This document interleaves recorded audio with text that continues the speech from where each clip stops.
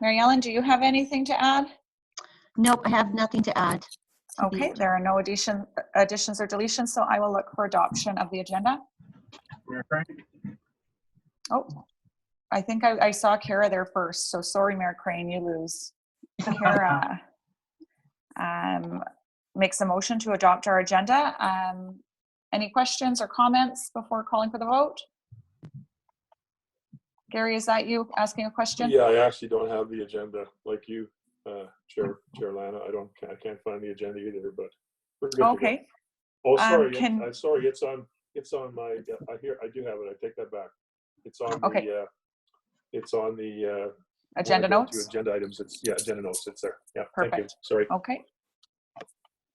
So I will look for a vote on adoption of the agenda. All in favor? Mayor Crane, I can see you. That's great. That is carried. Item number 4, adoption of our minutes from our August 18th, 2021 meeting. Hopefully everybody has had a chance to review, and I will look for a motion to accept as presented.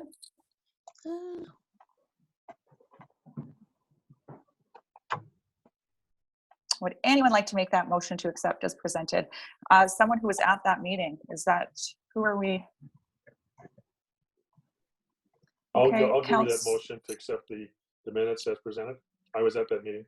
Great, thank you so much. Okay, all in favor of the motion? And that is carried. Item number 5, subdivision applications. There are none. Item number 6, development permit applications. We will move to 6.1, 100 Ocalta Road Southwest, home occupation application. And I believe I will be passing this over to Becky. Is that correct? Okay, awesome. Take it away, Becky. You got it. Thank you, Chair Hamilton. Just to correct the agenda, it is 1,000 Ocalta, not 100 for the application. So the first proposal that we're here to discuss is an application for a major home occupation. So that's at 1,000 Ocalta Road to accommodate a marine parts and accessory sales business. And before I continue, I have had issues with audio, so please wave or let me know if it's garbly or hard to understand. The discussion today is to approve or reject. Can I interrupt for 1 second, please, Becky? Yeah. Go ahead, Kara. Are we doing 6.1 or 6.2 first? I think Ocalta 6.2. Oh, you are correct. Oh, 1,000 Ocalta Road. It looks like they've got the, on the agenda, it looks like we have the, so yeah, they're reversed. Oh, okay. So, okay. So 6.1 is 1,000 Ocalta Road, but the attachment for that is in 6.2. Oh, shoot. So, okay. So good catch, Kara, but we are doing 1,000 Ocalta Road correctly. We'll just have maybe administration correct that on the agenda. Yes, I will. Sorry about that, guys. Thank you. I see what you need. Okay. So for some background and context, the application was submitted to the town and through correspondence with the applicant, administration received information about the proposed nature of the business. So it will be primarily for the sale of marine items like canoes with light machining operating on the site. It will also utilize the accessory building as part of the operation. So that will include a lathe and CNC milling machine that will be used indoors to limit generation of noise that could impact adjacent properties. And from what I can understand through my minimal research on this piece of equipment is that it's a cutting tool. There will be no outside storage. The business is anticipated to have 5 client visits a day and employ 2 employees that do not reside on the property. So that's additional to the resident. This information was used to determine that the proposed home occupation is considered major by comparing it to those standards of the major home occupation in the land use bylaw. For policy and regulation, the property is zoned urban reserve, where major home occupation is listed as a discretionary use. So with the information gathered from the applicant, Administration completed a review of the proposed major home occupation to determine compliance with those relevant standards of the land use bylaw. So that's what's outlined in that table. I won't go through it line by line, but I will highlight some different areas. The table also provides an overview to help demonstrate the characteristics of this business that make it a major home occupation versus the minor. So a minor home occupation is limited to a maximum of 15 visits per week. And in this case, the applicant has indicated that the business anticipates 5 visits per day, so averaging 35 visits per work week. Additionally, a minor home occupation is limited to only employees that reside in the dwelling. So this business includes 2 additional employees that will be operating at the residence that do not live in the dwelling, and this is the maximum allowed. Lastly, the business proposes to utilize the accessory building on the property, which a minor home occupation does not allow for. The operations cannot extend beyond the primary dwelling. Some additional standards to note: the major home occupation requires 1 parking stall provided for each employee and each commercial vehicle. So additional to the parking spaces that are required for the main dwelling, which in this case is a single detached dwelling, which requires 2 parking spaces under the land use bylaw. The property meets this requirement by providing 6 parking spaces. So of those, 2 for the residents, which is meeting that single detached dwelling requirement, 2 spaces for those additional employees, as well as a space for that commercial vehicle. So meeting all those requirements, the standards of the major home occupation. The lathe and CNC machine will be used indoors to mitigate any noise impacts on adjacent properties, and there'll be no outside storage. The application was circulated to internal departments for review and comment. The town's project manager had multiple questions regarding potential changes to the property as a result of this business. So that includes, will there be any changes to ground elevations, any additional hardscaping that could have effect on the drainage patterns on the site? And the applicant confirmed that there will be no changes to the grades or an increase in hardscaping. Another question was, will there be any new deep utilities or any alteration of the existing utilities on the property? And the applicant confirmed that there will be no changes. Lastly, there was questions about renovations or expansions to the current structures on the property, and the applicant confirmed that there is no proposal to renovate or expand any of the structures on the property for this business. Additionally, there was concern regarding potential outside storage, and again, the applicant confirmed that there will be no outside storage or machinery on the property.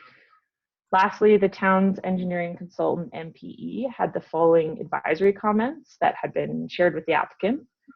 So similar to the project, the town's project manager, if the grading changes, they must provide that information plus a drainage plan to the town for review. The property owner must ensure that any wastewater generated is, as a result of this use, is disposed of properly.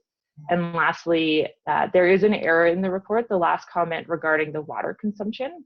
It is not actually a recommended condition, rather just an advisory comment to ensure that the existing service is sufficient for the new year use. And if there was any increase in water consumption, that there have to be confirmation that that still is sufficient to the town. The options today are to approve the major home occupation with the conditions as presented, to approve with amended or added conditions, to table, to do additional research, or to refuse the major home occupation.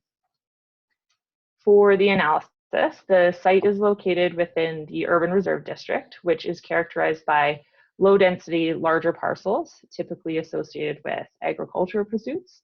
And those lands within that district are reserved for future urban development. The nature of the business is sales and light machining, with machinery operations contained fully within the accessory building on the site. Administration believes that this major home occupation will not have or interfere with the existing neighborhood and character for the following reasons.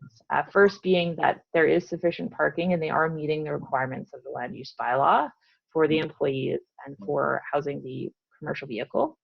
The property expects 5 visitors a day. However, in this lower density urban reserve area, it's not anticipated to create a significant impact on those current traffic flows in that area.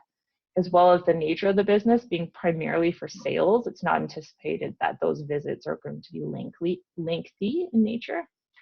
There will be no outside storage, so nothing visible for the adjacent properties, as well as any noise generated by that machine is contained within the building, and there's no hazardous materials stored on site. As recommended conditions of approval for this application, administration has included all those relevant standards that apply for a major home occupation in the land use bylaw. So that's in the attachment.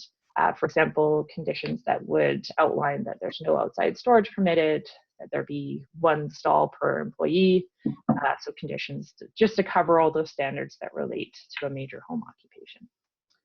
And to conclude, the recommendation is that MPC approve the major home occupation application for 1000 Oak Halta Road Southwest with the conditions as presented.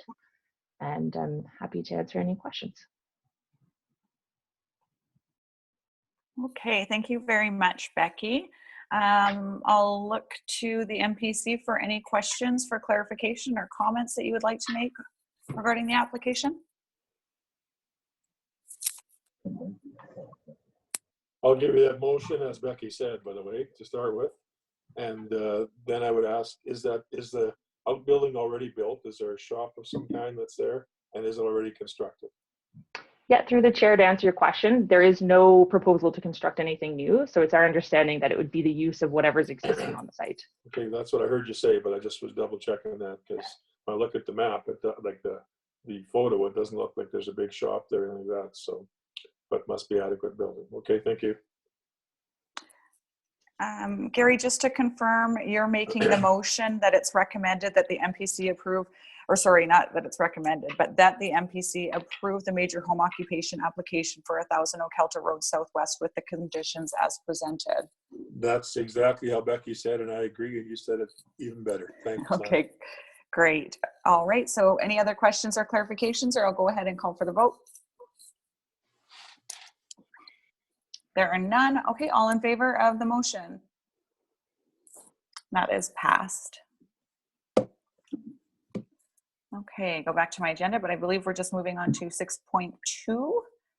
213A Frontenac Avenue Northwest Home Occupation Application. Becky, is this one for you too? Yep, you got it. Great, thank you. So this second proposal is for a major home occupation as well, to accommodate a nail salon business. So that's at 213A Frontenac Avenue. The applicant is Debbie Squirn, and the discussion today is approve or reject this major home occupation. The application was submitted to the town, and through correspondence with the applicant, administration was able to gather information about the proposed nature of the business. So again, the proposed nature is to operate as a nail salon. It will be operated only by the residents, so there'll be no additional employees. It's anticipated to have an average of 6 client visits per day, and that's one client at a time, as there's only the one employee, with a maximum of 27 visits per week. There is one on-site parking stall that's available for the resident, and there will be no visible outside storage or use of a commercial vehicle. So this information was used to determine whether or not this was a minor or major. And really the sole deciding factor there is the visits. So in a minor home occupation, it allows a maximum of 15 visits per week, where in this case, we're looking at about 27 visits per week. So for policy and regulation, this property is a duplex. It's zoned residential single detached district where a major home occupation is listed as a discretionary use. With the information gathered, it was reviewed to determine that it is a major home occupation. And so that's where that table is outlining those different standards that apply. And again, mentioning that the primary reason for it going to a major home occupation is the amount of visits that the property is seeing. The application was circulated to the internal departments. The one comment that was received was from the town's engineering consultant, MPE. So that was that no overstrength sanitary sewage to be discharged the sanitary system and should comply with bylaw 191098 as amended, which notes restricted and prohibited wastes. So please note this has been included as a recommendation or recommended condition of approval. The options today are to approve the proposed major home occupation with the conditions as presented, approve with amended or added conditions, table to do additional research, or refuse altogether. For the analysis, the site is located within the R1, which is characterized by low-density residential dwellings. The major home occupation is listed as a discretionary use. The nature of the business is a nail salon with only the one employee, which is the resident that lives there. In summary, administration believes that this proposed major home occupation will not interfere with the existing neighborhood character or conditions for the following reasons. The property has sufficient parking for the resident, which is the only employee, and then street parking will be utilized for any clients. The business does not intend to have any significant impact on traffic in the area, as visits will be one at a time, meaning one vehicle frequenting or parking at the property at a time. And there will be no outside storage or no hazardous materials used, as well as no noise generated that would have a significant impact on the adjacent properties. As recommended conditions of this approval, administration has included all those relevant standards that apply for a major home occupation as set out in the land use bylaw. For example, conditions, there's no outside storage, etc. So to conclude, the recommendation is that MPC approve the major home occupation application for 213A Frontenac Avenue with the conditions as presented. I can answer any questions.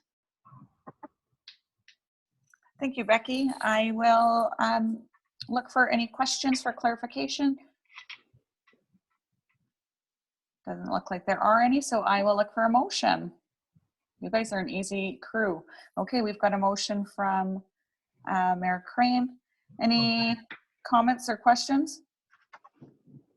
Just, I think this is great to see people trying to stick little businesses where they can and make a living. This is a nice one. There's always a little demand for nails around. So I hope this lady has the greatest success. So I'm glad that this could work out. Good. Okay. So Mayor Crane has made the motion as recommended. If there are no other questions, I'll call for the vote. Okay, all in favor?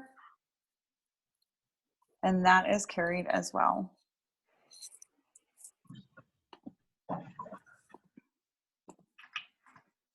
Okay, going back to our agenda, we have item number 7, further business. There is nothing. Item number 8, confidential closed meeting. I don't believe we have anything in closed. Am I correct, Mary Ellen?